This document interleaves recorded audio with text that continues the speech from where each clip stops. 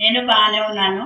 మీరందరూ నా వీడియో చూస్తున్నారు, కామెంట్రీస్ ఇస్తున్నారు, చాలా సంతోషంగా ఉంది.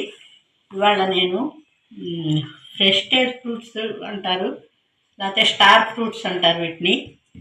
ఇవి మీకు అందరికీ తెలుసు, మార్కెట్లో అమ్ముతారు. వీటిని నేను ఆవకాయ పెడతాను. ఎలా పెట్టాలని చూపిస్తాను. దీనికి కావాల్సినవి ఏమిటో చూపిస్తాను. ఆవు పొడి 2 స్పూన్లు తీసుకున్నాను, ఈ స్పూన్ తోటి. కారం 3 స్పూన్లు తీసుకున్నాను. సాల్ట్ 1.5 స్పూన్ తీసుకున్నాను. ఆయిల్, చిటికెడు పసుపు, చిటికెడు ఇంగువ. ఇవి వీటికి కావాల్సిన పదార్థాలు. ఇప్పుడు మనం వీటిని తరుక్కోవాలి ముక్కల కింద. తరిగి మళ్ళీ చూపిస్తాను. ఇలా చిన్న ముక్కలు తరుక్కోవాలి. చాలా పుల్లగా ఉంటాయి ఇవి. పుల్లగా ఉంటాయి కదా, ఎవరు తింటారని నేను ఆవకాయ పెడతాను ఉండండి అన్నాను. ఒకసారి పెట్టాను, తినేసారు. పసుపు వేస్తున్నాను. పసుపు, ఇంగువ,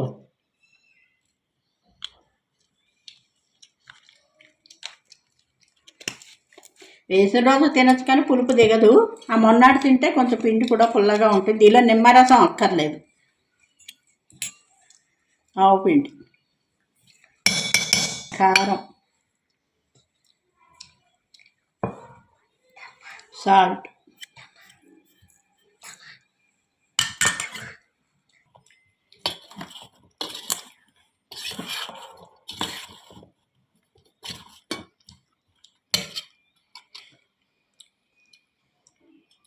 నూనె.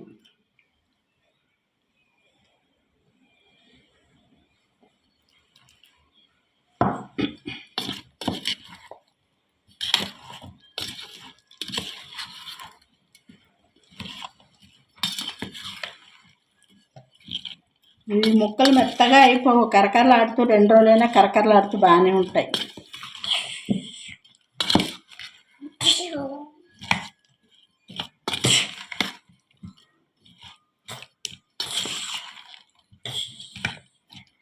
ఇలాగే మా తోటికోడలు గారి ఇంట్లో కూడా పెట్టాను.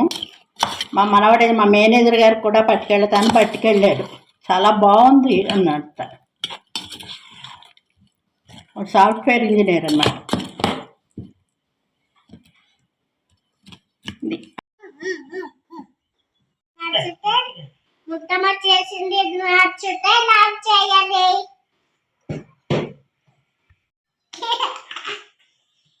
రకరకాలు ఇలా చేసుకుని తింటూ ఉంటే రుచి తెలుస్తుంది, నోటికి ఎక్కువగాను ఉంటుంది.